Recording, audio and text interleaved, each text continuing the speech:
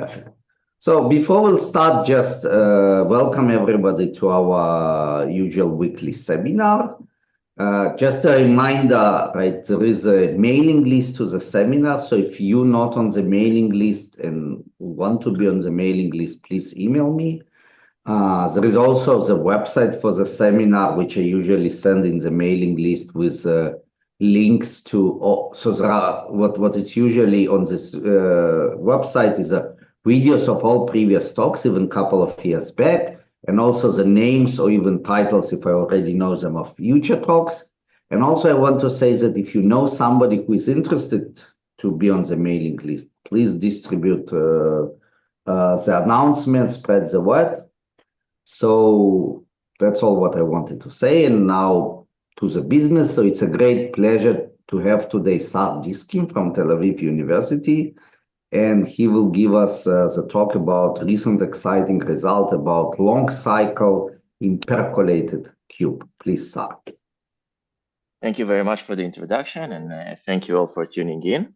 So yeah, we're going to talk about a long cycle in the percolated cube, and everything I'm going to talk about is joint work with Michael Osthus and Leuben Lischer from IST Austria, Joshua Eden and Mihan Kang from TU Graz, and Michael Krivelevich, my supervisor from Tel Aviv University. So they are not alphabetical, just ordered by the universities. And let me maybe even switch here to laser pointer. Great. And before I start, of course, if you have any, if anything is unclear, if you have any questions, feel free to unmute yourself and ask. If it's okay with Benny, at least feel free to unmute yourself and ask. So you're saying the results is joined, but the mistakes on slides are all yours. Yeah, the mistake on slides are all mine, exactly. Okay, great.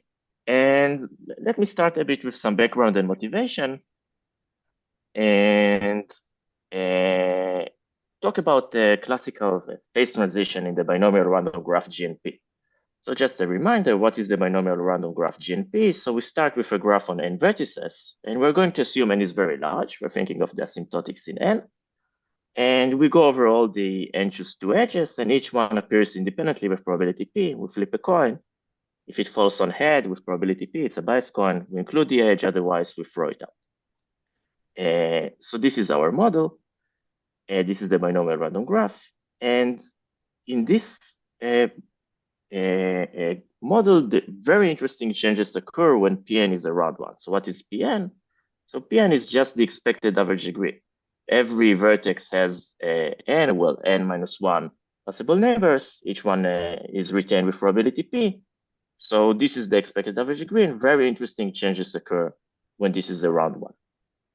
So what do I mean by that? Let me show you some nice simulation. So we have here a graph on 1,000 vertices. And here you can see that the probability is less than 1 over 1,000. The expected average degree is less than 1. And all the components are very, very small, fairly small. And not only that, but if you look at them, you can see they are all trees or very close to being a tree, maybe one cycle here and there, and plenty of isolated vertices. So quite small and very much like trees. But then if we push the probability slightly above, now the expected average degree is bigger than 1, we have a unique giant component taking, well, we will see taking linear fraction of the vertices, plenty of vertices in it. But even more so interesting, it has a very nice surplus of edges. It has very nice structure. So it is very far from being a tree. There's a nice surplus of edges. It has many cycles in it. And this means it's a very nice, it can be a very nice combinatorial object to study, this giant component. But we don't really need this simulation, but this is by now very classical results. So it really starts with Erdos and Rennie in 1960. And they showed that, so we're going to scale everything according to C over N. So this means that the expected average degree here is going to be C. So in this case, if C is less than 1, the expected average degree less than 1, then with high probability, WHP means with high probability, that is with probability tending to 1, as n, the number of vertices tends to infinity. We think of n as constant, finite, sorry, as finite, but very, very large. So all the components are fairly small, or for the little of n, so much, much smaller than linear. But then if the expected average degree is now bigger than 1, if the probability is slightly bigger than that, then with high probability, there emerges a unique giant component taking linear fraction of the vertices. And as we've seen, it has a very nice surplus of edges, a very nice possible combinatorial object to study, has plenty of cycles, and it is quite natural to ask, for example, what is the length of the longest cycle in gene P? So of course we mean here when P is P over n and C is bigger than 1, because this is when we have something really to study, something that is far from being a tree. And this was asked already by Erdos and Rennie in 1960 and reiterated by Erdos in 1975. And it was finally resolved by Ajtai, Komlós, and Szemerédi, and Fernandez de la Vega in 1979. And they show the following beautiful result. So for every constant epsilon, there exists some constant C, such that if we take P to be at least C over n, so if we look at G and C over n, with high probability, it contains a cycle of length at least 1 minus epsilon n. So for every epsilon that you give me, I can choose a sufficiently large constant C, such that if we is C over n, we're going to get a cycle containing all the vertices, but at most epsilon fraction of them. Great. And in some sense, this is the best you can hope for, because in this regime, when the probability is C over n, we still have isolated vertices. So what if we really want to get not only almost all the vertices, but all the vertices in a cycle? So what if we want to have a Hamilton cycle? Well, in this case, taking P to be log n over n is really the threshold for Hamiltonicity. So we have this is of Posha, Komlós and Szemerédi, Volobash, and many others afterwards discuss this. And really, this is the best you can hope for. So as we said, isolated vertices are a natural barrier. So the expected number of isolated vertices, so we have n vertices, and the probability one is isolated is 1 minus p to the n. And just estimating it with e to the minus pn, you can see that plugging here p being log n over n, this is when we expect isolated vertices to disappear. And really, this is the natural barrier. By now, we know much more. There are heating time results and many more. But as the title suggests, that the binomial random graph is a very classical and will serve us as a motivation and reference point. But we're going to be interested in a different structure, very closely related, but a different structure. And this is the d-dimensional hypercube. So what is q to the d-dimensional hypercube? So it is the graph whose vertex set is 0, 1 to the d, all the binary words of length d. So the number of vertices here is 2 to the d. And how do we retain an edge? So an edge appears if and only if its Hamming distance is 1. So for example, here in this picture, I also had a hard copy, but I don't have it on me now. But in this specific picture, you can see here a cube of dimension 3, another cube of dimension 3, one in blue and one in red. And you can see how they form a 4-dimensional cube. So we draw the green edges. And the green edges really correspond to edges between vertices where the first coordinate is 0, and on the other hand, the first coordinate is 1. So they agree on all the coordinates except exactly one coordinate. So the green edges is when they disagree on the first coordinate. So in particular, we have every vertex is the binary word of length d. It has d coordinates, so the graph is d-regular. And because it will be important later, the hypercube contains a Hamilton cycle, and this is something that is can show it by induction. It's a nice exercise. And again, as the title suggested, we're going to be interested in the percolated hypercube. So what is the percolated hypercube? We denote it by QDP. So we take the hypercube QD, and we go over all the edges of the hypercube, and retain each one independently with probability P. So maybe before we move on and focus about it, let me just say that the hypercube is a very well-studied object, has many applications in many different fields of mathematics and computer science, etc. And when we think about percolation on the hypercube, it usually serves as a bridge between two different type of ways of looking at percolation. So percolation is just taking a random subgraph. So if we look at the binomial random graph, basically we started with the complete graph. It has no geometry, none at all. We retain every edge with probability P independently, and we get a binomial random graph. On the other scale of things, if you think about statistical mechanics, etc., they are very interested in looking at lattices, graphs with very nice geometry, and percolating them. But they also have very low dimension or very low degree in many cases. And the hypercube really serves as a bridge because on the one hand, it has a very explicit geometry. You can see the geometry here. But on the other hand, it is high dimensional. So it really serves as a bridge between these two worlds. And percolated hypercube was studied, intensively studied throughout the years. And let me start really what do we think about when we think about phase transition in QDP. So already in 1979, Edosh and Spencer conjectured the following, that the percolated hypercube should undergo phase transition around P being 1 over D, similar to the one we just saw in the binomial random graph of G and C over N. So why 1 over D? So D is the degree, not the number of vertices, but this is really what we're interested in because again, P times D is the expected average degree, and if we want it to be around 1, this is exactly the spot that we're looking at. And indeed, a couple of years later, again, we already know these three alphas, Ajtai, Komlós, and Szemerédi, now in 1982, they showed that now we're going to scale according to C over D. C again is going to be the expected average degree. So if C is less than 1, all the components are fairly small, or for the little o of 2 to the D. 2 to the D is the number of vertices. And if we push the probability slightly above, then with high probability, there emerges a unique giant component of order linear in the number of vertices. So here again, with high probability means with probability tending to 1 as the number of vertices tends to infinity, but it also means that the dimension tends to infinity. So we're thinking about D, the dimension or the degree, as also being finite, but very, very large. Okay, so before we saw that we had a very nice complex structure of the giant component when we were talking about the binomial random graph. So can we say similar stuff here? In particular, what is the length of the longest cycle in the percolated hypercube? And this was asked throughout the years. So just to mention a few, Bolobas already in the 80s had some questions raised about that.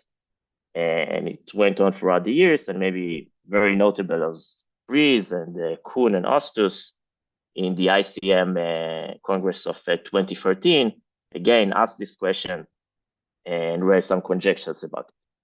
And this stood wide open throughout these years. And a beautiful breakthrough result was the following. So yeah, let me just say this will be the main topic of our talk, the long cycle in the percolated hypercube. And a beautiful breakthrough result for a group of authors here. Many of them worked in Birmingham at the time, showed the following. So it showed that P being 1/2 is the threshold for Hamiltonicity in the hypercube. So this is when you're going to get a Hamilton cycle in the hypercube. And why 1/2? So in the binomial random graph, it was something tending to 0. It was log n over n, and now it's half. But again, isolated vertices are a natural barrier. And here the number of isolated vertices, the expected number of isolated vertices is 2 to the D. This is the number of vertices, and 1 minus P to the D. So we can really see that taking P being 1/2 is when we expect them to drop. This is because in the hypercube, the degree is logarithmic, and in the complete graph, it's linear. So really, this is what happens here. So this was a beautiful result, and they also showed that if P is some constant, then you can get constant less than half, then you can still get a nearly spanning cycle. But this leaves a huge gap because we know the giant emerges already when P is bigger than 1 over D. So what happens in between this range, between 1 over D and Hamiltonicity? In the case of the binomial random graph, we knew that we get a cycle that eventually starts to cover everything, really from P being C over N. So can we say that something similar here? So let me state two results that were obtained in this direction. So a very beautiful paper by Erde, Condon, and Krivelovich from 2023. show the following. So if P is bigger than 1 over D, then with high probability, the percolated hypercube contains a cycle of length 2 to the D, so this is the number of vertices, over D squared log D. So we are off by a polylogarithmic factor, polylogarithmic in the number of vertices factor here. The best we can hope for is 2 to the D, and we're off by this factor here. And a year later, so again, with this group of authors together with me, so we improved this to 2 to the D over D log D. So now off just by a logarithmic factor. But maybe let me say about these two results that in fact, we were not hunting really for the length of the longest cycle. This is a byproduct of the result. What we really were interested in some expansion properties of the giant component. And this is really good in order to get in mixing time and bounds on the mixing time and on the diameter. And you can also get a very nice result about the cycle, but this is a natural barrier. So you can think maybe we can push this method through and then remove the D entirely and the log D entirely. But because we're looking at expansion, it's not very hard to convince yourself that you can do better than 2D over D. So really, this is the barrier. The best you can do is remove this log D if you're doing just this method.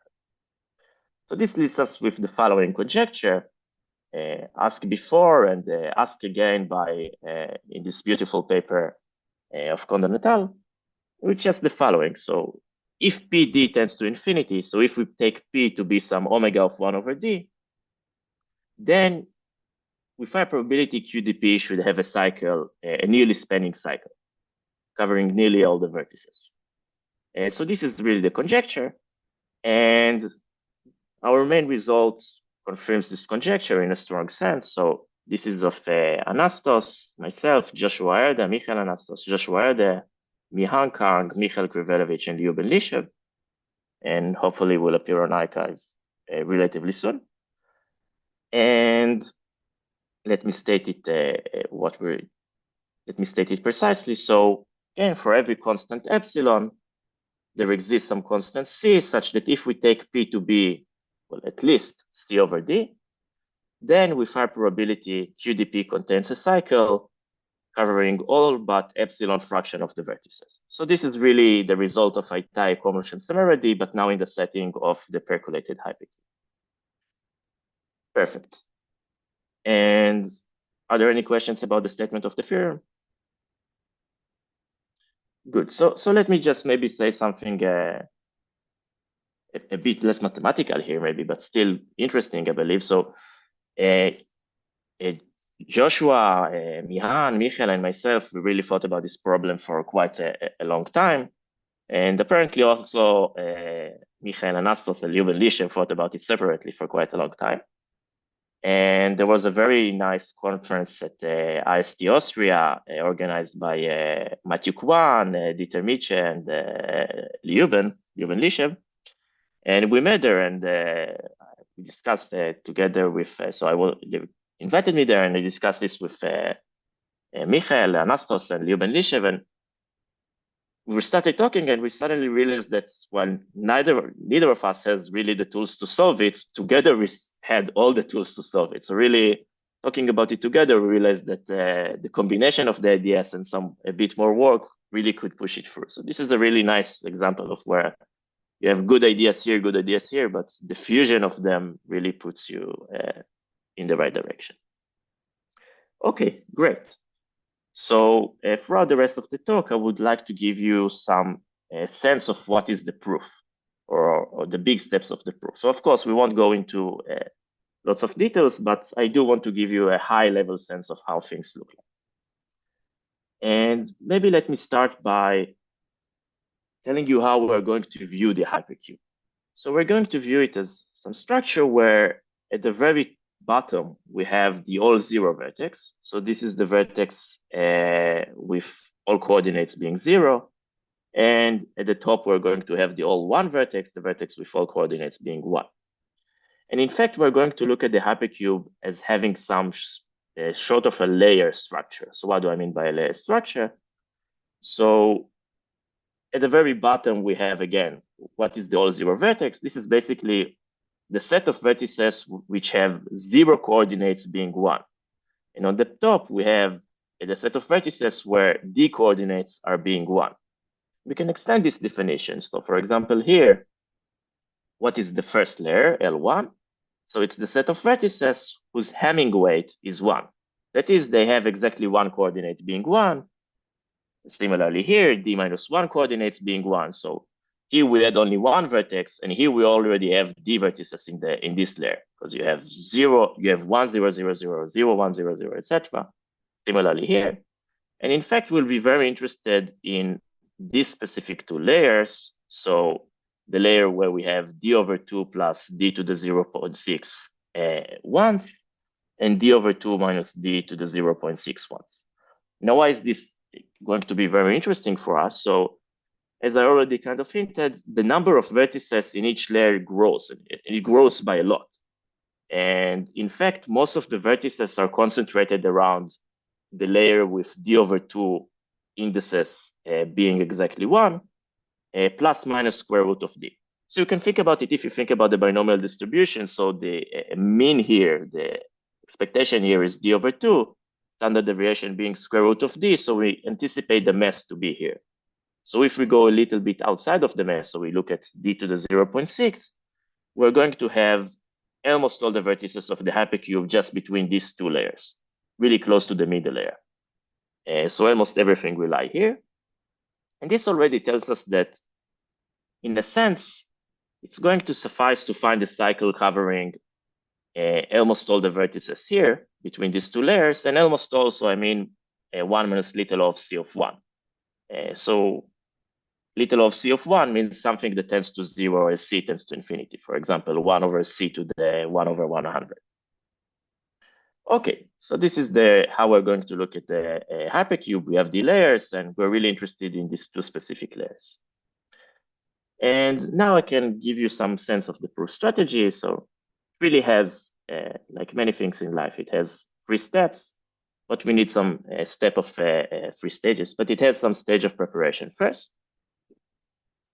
So initially, we're going to split the cube into 2 parts. We will see in a few moments why this is very helpful for us. So we have V1, and V1 is going to contain almost all the vertices. So all but some little o of C fraction of the vertices. And V2 will contain all the other vertices, essentially.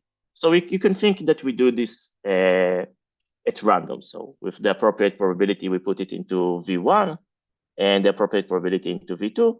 And just the 2 things to note here is that almost all the vertices are in V1. V2 is almost insignificant. On the other hand, we still have enough vertices in V2 so that when we percolate there, it will still be supercritical. We percolate with probability C over D. So the expected average degree here won't be C, but it will be C to the 49 over 50. So still going to be supercritical. So this is just to keep in mind. And what are we going to do in the first stage of the proof? So now we're going to go layer by layer. So we're going to consider all the layers between the 2 important ones, D over 2 minus D to the 0.6, D over 2 plus D to the 0.6. And we're going to think about Li and Li plus 1. And in fact, we're going to look at them inside V1. So we think about Li and Li plus 1. So we're thinking about it as some bipartite graph. And what do we want to do in this bipartite graph, Li and Li plus 1? We want to cover almost all of its vertices. So 1 minus little of C of 1 of its vertices. And we want to cover them with vertex disjoint paths. And in fact, we want these paths to be fairly longish. So some constant that depends on C. So you can think about this as a large constant. Throughout the talk, you can think of C as being some very large constant times D. So this is the first step. We go for every pair of layers, we go Li, Li plus 1, Li, Li plus 1, and we want to cover them with many vertex disjoint paths. And then what do we want to do with this path? So now we want to use, this happened in V1, now we want to use what we reserved before, V2. So we're going to use V2, and also all the layers below D over 2 minus D to the 0.6, essentially all the way up to, say, 50 log D. And we're going to use them in order to merge a lot of these paths. So we want to merge many of the paths that we constructed in the first step, such that we remain with a constant number of paths, let's say only 6 paths. So we started with plenty of paths, and now we want to merge them without losing too many vertices in these paths and remain with only a constant number of paths. And essentially, if we remain with only a constant number of paths there, and we do it slightly carefully enough, there will be plenty of ways to close them into a cycle. So I give you 6 paths, basically 12 endpoints, and I just tell you patch them somehow into a cycle. There are plenty of ways to do that because it's only a constant number. There are plenty of ways to do this less than. Great. And yeah, in the time that remains, I want to focus mainly on the first stage and the second stage, and we'll talk briefly on the first stage afterwards. So let's start with the first one. Of course, if there are any questions, please feel free to stop. Great. So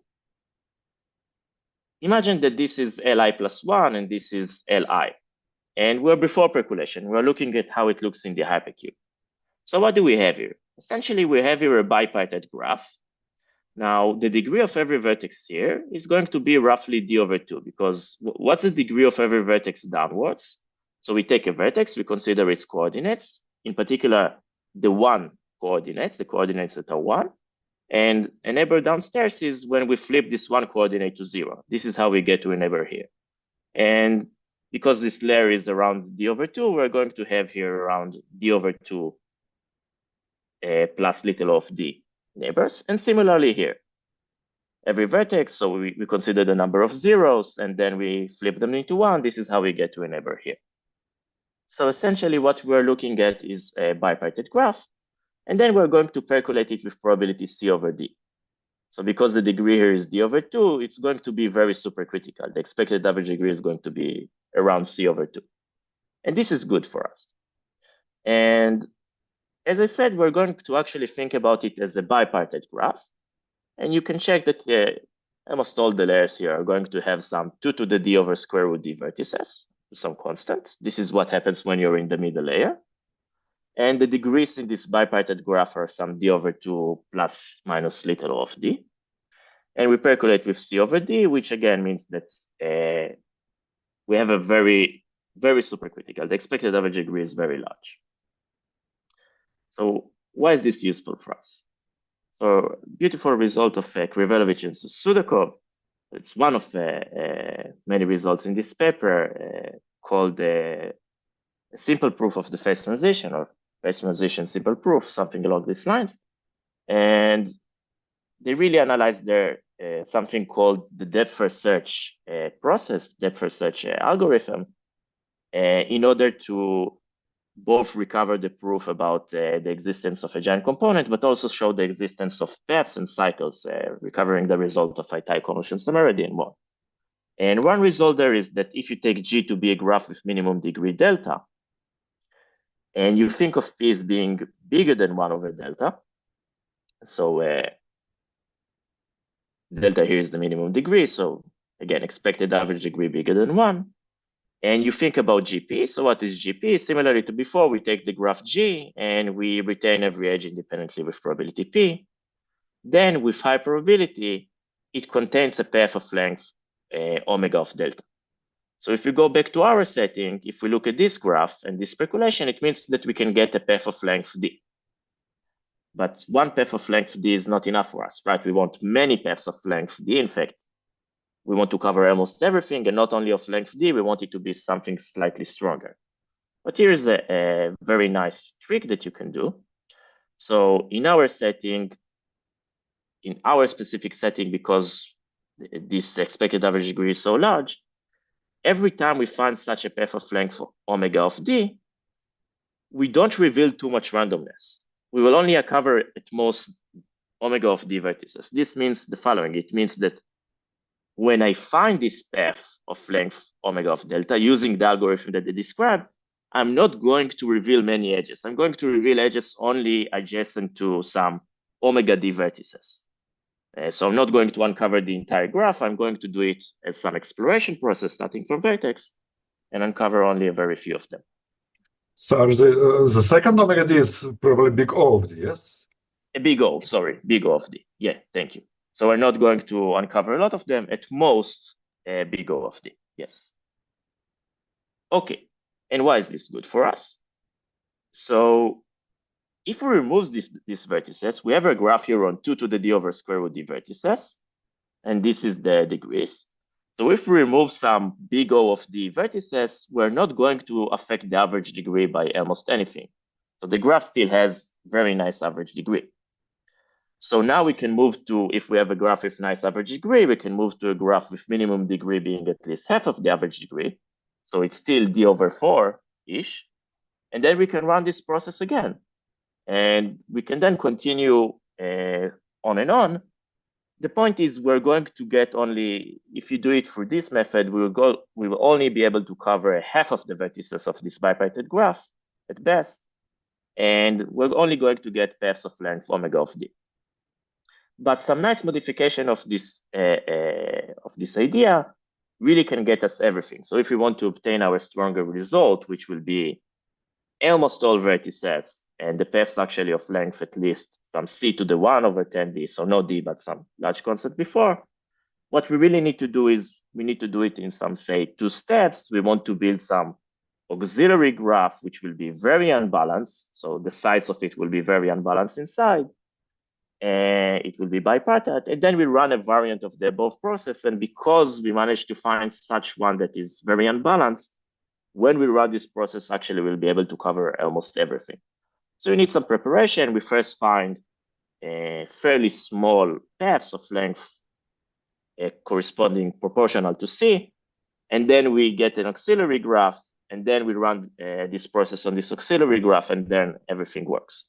This is some sense very, very high level, but this is how you push it from this very nice idea that gets you almost all what you want to exactly what you want. But somewhere you need to use that your bipartite graph is regular, right? Somehow, right? As otherwise, I mean, if you wouldn't think about somewhat regular. Yeah. Somewhat regular, yeah. Somewhat regular. So if the degrees are very, very different, it might be a problem, but we think about it as being somewhat regular.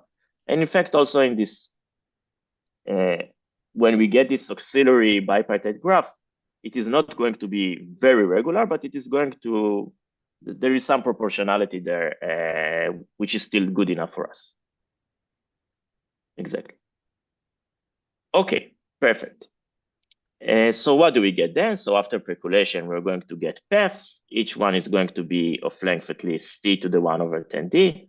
And they're alternating, right? So we take a vertex from below, up, below, etc. This is how we get the first one, the second one. And we're going to do it layer by layer, well, bipartite graph by bipartite graph. So we first find them here, then in the next layer, etc.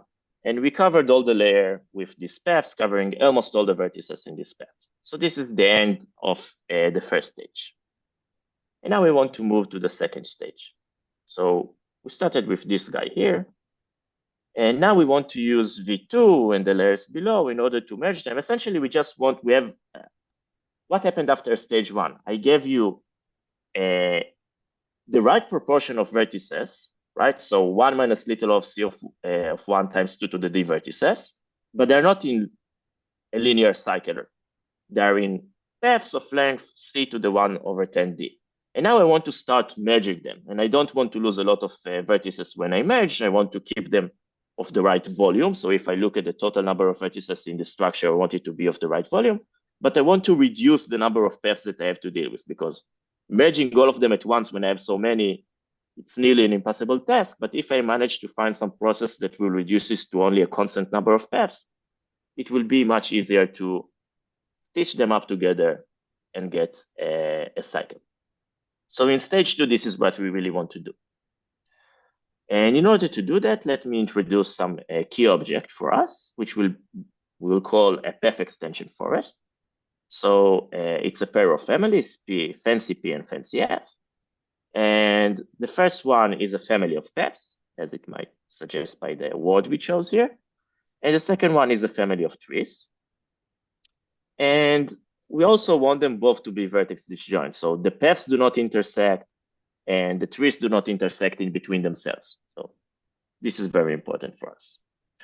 And the second thing is, the second property that we require is that for every path that we choose, And also we assign some sign, so either plus or minus. So we take a path plus some sign. We want to have a corresponding unique tree in the family of trees, and this tree will intersect this path. So this is something we want. So for every path, we have a plus sign and a minus sign, and for every path plus such a sign, we have a specific unique tree in the family of trees, and this tree intersects this path. And also it's true in the other direction. So for every tree that you give me, I can tell you, oh, okay, it belongs to this path and to this specific sign, either plus or minus. And the way you should think about it is the following. So for example, this is our family of paths. This is our fancy P. So it contains P1 and P2. And what will be our trees? So TP1 plus, so this is the tree corresponding to P1 and to the sign plus. It's going to intersect P1 on some vertices, and it's going to be a tree going down from P1. Similarly, with minus, it's going to intersect the other endpoint of this path and grow down, and similarly with P2. So this will be our, these trees will be our family of trees. This will be F. And this object will be very useful for us when we analyze how we want to somehow merge these trees. So let me maybe first say, what is the first path extension first that we take? So we start with P, fancy P, being the set of paths that we already built. So now we have plenty of vertex disjoint paths of size C1 over 10D, and they contain the right number of vertices. What do I mean by right? If I sum up all the vertices, I really get to the size of the cycle, to the length of the cycle that eventually I want to close. And what will be the trees? So for every path, we say that TP plus is the first or leftmost C to the 1 over 20D vertices of P. So this is fairly nice amount of vertices, but still it's little O of C in the number of vertices in the path. So in some sense, you should think about it as that I don't care that much to lose vertices from the intersection of this tree with the path. It's not very bad to lose these vertices. So if I somehow eventually lose these vertices, I don't lose too many vertices from the tree. I can still keep going and I will still get the right length. And similarly, we define TP minus to be the rightmost C to the 120D vertices of P. So we start with the paths. This is the family of paths, and the trees will be just the intersection on the left side and on the right side. And again, these trees are vertex disjoint, so this is the PF that we start with. And essentially now we want to use V2 and the lower layers in order to keep updating this path extension forest until eventually we are left with just 6 paths. So this is really what we want to do in this stage. Great. And let me maybe say here one word that in the first stage, we almost didn't use the structure of the hypercube. We certainly didn't use the coordinate system of the hypercube. We basically looked at it as bipartite graph with nice degrees between them. Degrees are rather logarithmic, and this really works. What we have there should work for a nice family of graphs. But here we really need to use the structure of the hypercube, and we are going to extensively use it. So this is what we started with. This is what we have in stage 1, and everything here lives in V1. And let me maybe just say a quick word about why we want V2. So there are 2 problems if we want to now try to grow, right? We have these trees. So this, for example, the left tree, the right tree of P1, left tree of P2, right tree of P2. And you might say, okay, maybe we want to use this tree somehow, grow them down in V1 and try to use them in order to merge this path. But we're going to have some problems here. So the first problem is basically there's no randomness left. We already revealed a lot of randomness in V1. In the hypercube in V1, we revealed the edges. So this is the first problem. And also it can intersect in a bad way other paths. So for example, I might grow this tree and then it will intersect some path exactly in the middle. And I don't really know how to handle that. If I now want to merge, I might lose too many vertices. So this is really high level. But here comes to the rescue the set of vertices we set aside, V2. And why is this very useful for us? So now we can look at the tree, the intersection of the tree with this specific layer. And now when we are trying to extend this path extension forest, I can say, okay, what are the neighbors, possible neighbors after percolation of these guys in V2? And if I find appropriate guys here, I can attach them to this specific tree, and then I can extend this tree. And if not, maybe I can merge them. So let's describe maybe the algorithm that we use in order to do that, or well, the procedure that we use to do that. And we call it merge or grow. And this is the merge or grow process. So we're going to go layer by layer. And inside each layer, we're going to consider vertex by vertex. And every vertex is going to have a specific rule. Either we're going to attach it to some tree and then grow this tree down to a lower layer, or we're going to use it in order to merge. More formally, if we have some vertex at layer Li, and it is in the neighborhood of two trees of different paths, so we grew all the trees all the way up to layer Li+1, and now we want to extend them to layer Li. So now we are considering layer Li, and now I choose some vertex in layer Li, and I want to decide what to do with it. And when I look at it, I say, oh, it could be a neighbor of this tree and of this tree and of this tree, of several trees, and at least two of them belong to two different paths. So I can use this vertex in order to merge these two different paths. And this is indeed what I will do. I will use it to merge these two different paths. And how do I choose them? So I might be able to use this vertex to merge different paths, because it might be in the neighborhood of P1 and P2 and P3. So I just choose two uniformly at random, and these are the ones that I will merge. So this is the merge step. What happens if this is not the case? So I want to decide how I grow the trees. So if we have a vertex which is in the neighborhood of two trees, but these two trees belong to the same path, then there is nothing to merge here, right? In fact, I'm in a bit of a problem because I want to assign it to only one of them. I can't assign it to both of them. So I just choose one at random. And eventually, if there is a vertex that remains, I go vertex by vertex. And when I reach to this vertex, after I updated this path extension forest, I look and it's in the neighborhood of only one tree. I say, okay, great. Go to this tree. You're now extending this tree to this layer. So this is the idea. And maybe an illustration here, at least of so this is the merge step, and these two are the growth step. And maybe some illustration of the merge step could be useful here. So we have here P1 and P2, and we have here the tree, and now it enters the initial tree. And we started to grow this tree. So this is, for example, the yellow tree that we grew, and the green tree that we grew from from path 2 and from path 1. And we went layer by layer, and this is what we decided. This is after we did all the PF, we got to this specific layer. Let's call it LT, layer number T. And now I want to consider how do I extend it to layer T-1.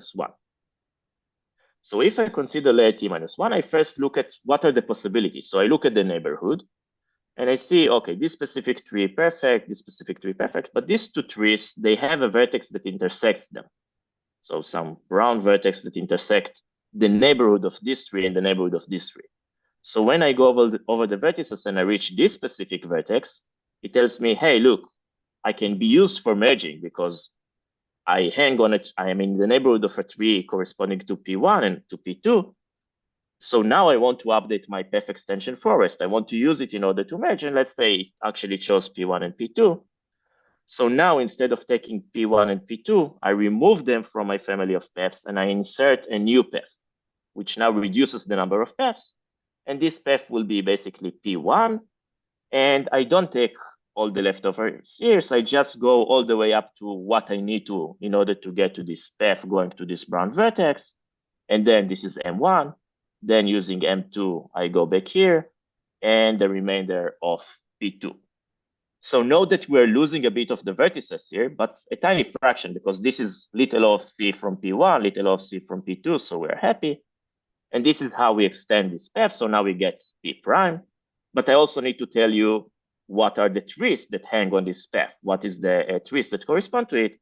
But this is great, right? Because we have a tree that corresponded to this part and a tree that corresponded to this part. So these are exactly these guys. So now TP1 minus will just become the TP prime minus, and TP2 minus will become TP prime plus. So it's not necessarily the leftmost, rightmost, but if you like think about it that you extend this path, these trees will always be at the endpoints of the path. It's some endpoint and the other endpoint. So if you think about how you flip it, they will be at the endpoints of this path. Great. So this is the merge step. And let me maybe say very quickly something about why can we anticipate this thing to work. So we're working basically in bipartite graphs, and the degrees indeed drop. So if you look at bipartite graph here, it is going to be roughly d over 2 regular, almost d over 2 regular. But as we drop, the degrees drop as well. And this might be an issue, but at least when the degrees are high, we should anticipate this process to work really well. So if we look at this merger growth procedure, so because we started with some tree being of order C to the 1 over 20D, so as long as we are above layer D over 10, we're very supercritical. And the neighborhood after percolation is actually going to be the possible neighborhood after percolation. I'm not saying what I assign to this tree at layer Li, just what is possible to assign to it.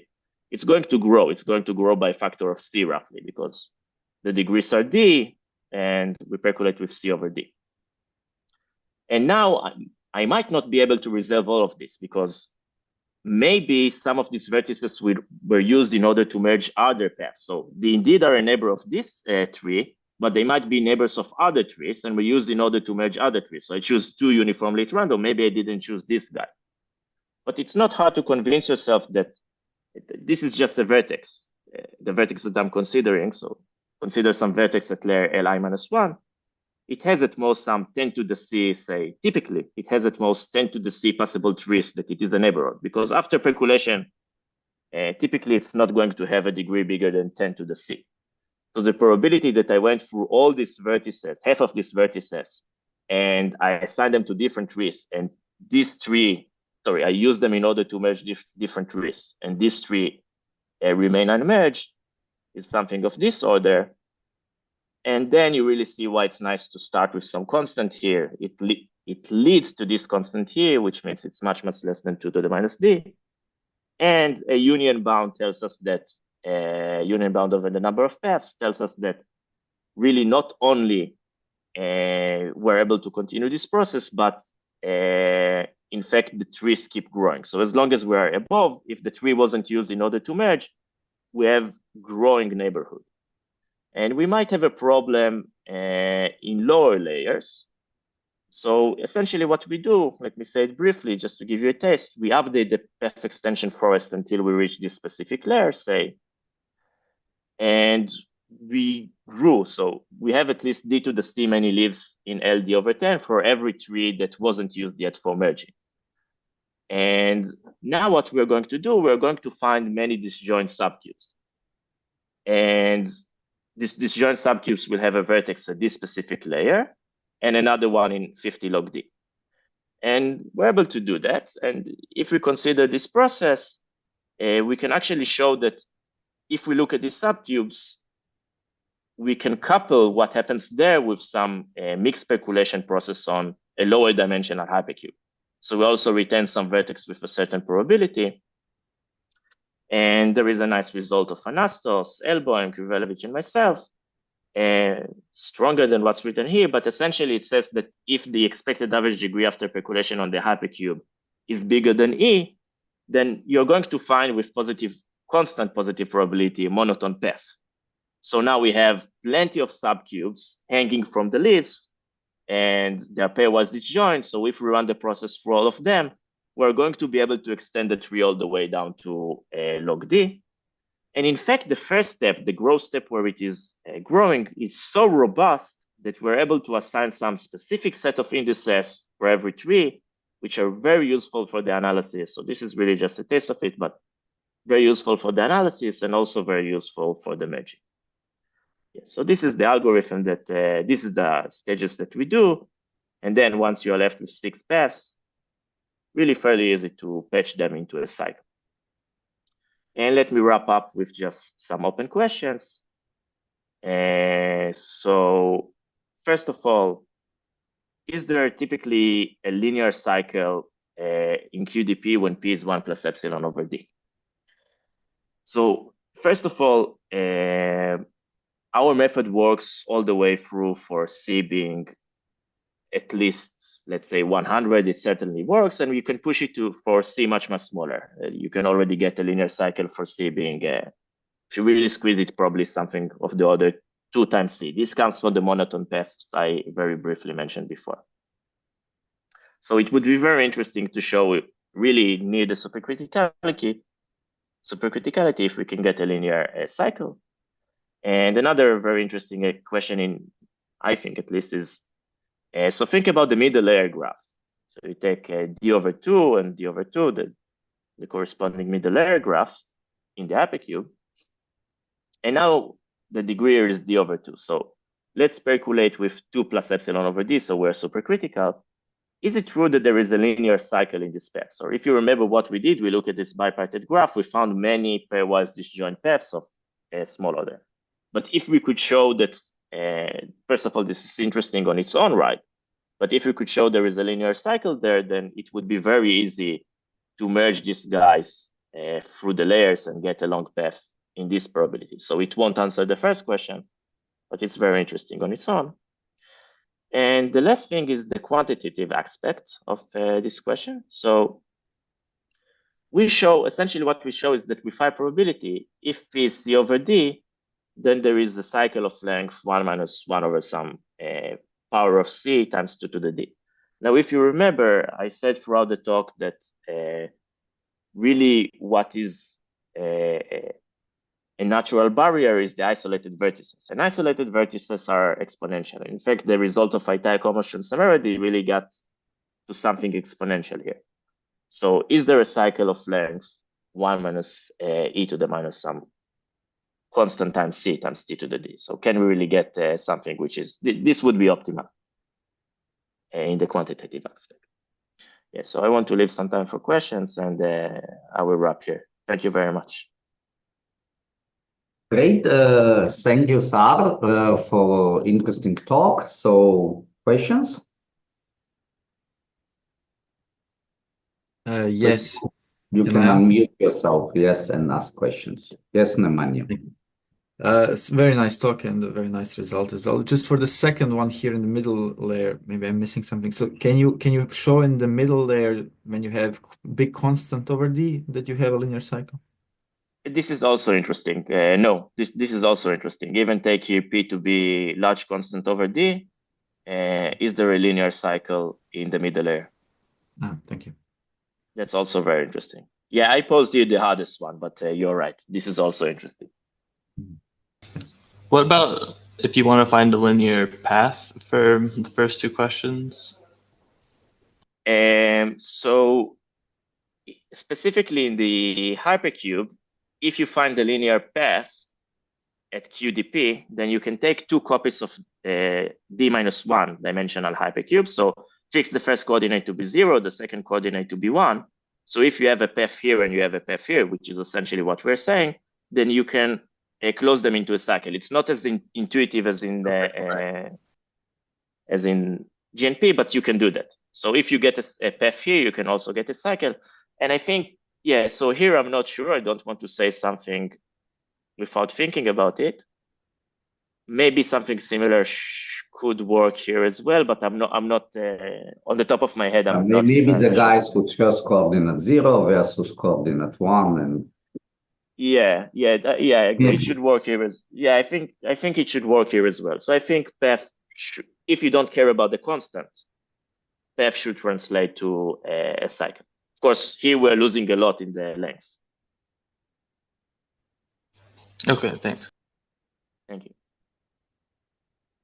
Questions? Actually, I have it reminded me while I was listening to you.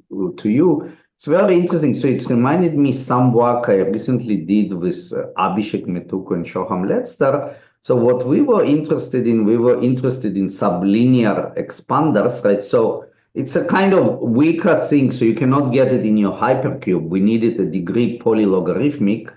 So here you have degrees constant, but the expansion was very low. And so what you can show, and it's a very similar in the spirit, in a sense, you get a lot of paths and then you grow them until they converge. But if your degrees are a bit high, you don't need to know this type of coordinates, and you can show that, for example, sublinear expanders, they have nearly spanning Hamilton cycle, right? So which is kind of in a spirit which you're doing here, but you're doing it at a very low probability, but you of course have a very specific structure. So what's interesting is that if you go a little bit in the density above, then basically the sublinear expansion which you have in the cube should be enough to get your Hamilton cycle even right under nearly Hamilton cycle under general conditions. So it's very similar. Interesting. So just to be clear, so you start with a graph whose degrees so polylogarithmic, but constant, and it's very sublinear expansion. Its expansion is exactly like right? Your 2 to the d divided by t is this type of expansion. And then you can prove that, and it's nearly regular, that's important, right? Because otherwise it can be, of course, very unbalanced. Yeah. Then it contains nearly spanning cycle, right? Just from that information. And it's a very, like when I was listening to you, right? So you go the path, then if two merge, you merge. If they don't merge, then they kind of, the endpoints expand, and then, it's very different, of course, right? Because you have constant degrees when you percolate, and that's really so you need a structure. But yeah, it's really nice that it it's works. Interesting that it's a kind of a similar aspect. So more questions? Just for you, Benny. So there's no randomness. So just you start with the sublinear expander. Yeah, right. But you can think that, for example, if I had a denser subgraph on the cube, right, and I percolated, I still would have large degrees, right? If the degrees would be logarithmic, I could have potentially do this. Yeah, there is no randomness, which is like I cannot add anything, right? So it makes it on one side harder. On the other side, it's easier because the degrees are higher, right? The degrees are polylogarithmic and not constant. How polylogarithmic are your degrees, Benny? Because in principle, you can try to recover the result of Condon et al. Part of it, correct? You can say that if your P is not 1/2, but maybe 1/3, then you still get a nearly Hamilton cycle. No, so unfortunately, right, so since we don't assuming anything, it's like log in some power, which is not millions, but I don't know, in tens, right? So it will not apply to cube in the sense that it's too sparse yet. Even the full cube would be a bit too sparse. But on the other hand, you don't assume anything about structure. Say your degrees are log to the 20, and your expansion is 1/log to the 4, like the sublinear. Then you have. I need to look on the constant. Then you can find a nearly spanning Hamilton cycle, as long as not Hamilton, nearly spanning cycle, as long as you are nearly regular. And the expansion sublinear in the sense that linear size that expands not that great, but sets of smaller size expand by a constant factor, or you don't? No. It's really we're only using 1/log to the whatever. So even for small sets don't need to expand by a constant factor. They in the beginning they have large degrees. Sets anyways are logarithmic. Yeah. Right. Okay. They have large degrees. So in the beginning you're growing, it's okay. Right, the degrees. But we're not distinguishing it that small set expands better, right? It might be even more helpful, but it's enough for us. I'm just only saying the ideas were a bit reminding me, right? So that you also find lots of short paths in the beginning, then you need to grow them somehow. Yeah. But for example, because the degrees are logarithmic, we right away pretty easily can find this path of length, say another log, right? Because the degrees are pretty rich. Yeah. So what would be the ultimate conjecture here then? Like, kind of taking both of your results in some sense. So you would have some linear expander, which is, let's say, regular. Can you even do it with just logarithmic? Are there counterexamples? No, we don't know, right? I mean, but I think it's very interesting that if you take together, then you can say sublinear expander plus a bit of structure, then you might get, you know, a lot of mileage. Yeah, so you maybe there is also this type of a well, you would miss regularity after percolation, but we consider that if you have some structure, you don't really need this after percolation. Like maybe the most optimal thing you could hope for, maybe it's not tight, but if you take a graph of very nice structure, let's say a good sublinear expander, and also add that expands nicely also for up to some size, and you percolate with the right probability, and because I give you that it also expands in small structure, maybe it is already enough information in order to recover this without the coordinate system. But this might be, you know, like I think it's very difficult, but yeah, but you let's might say hope this would work. you don't even have any probability, just the sublinear expander. But nearly regularity you can even recover in your percolation world, right? Because you don't need absolute regularity. Nearly regularity, but good near regularity might work. Anyway, maybe, right, I should, for the sake of people who want to leave, I should say thanks again, Sahar. It was really great talk. You see a lot of discussion and like a lot of reference points to various people. So I hope to see all of you next week. So next week it would be talk about matroids, but the speaker, James, told me that no need to know about matroids too much. He will give a definition, and we immediately move to graph theory. And I hope all of you to see next week. We can stop the recording. You don't need to disconnect.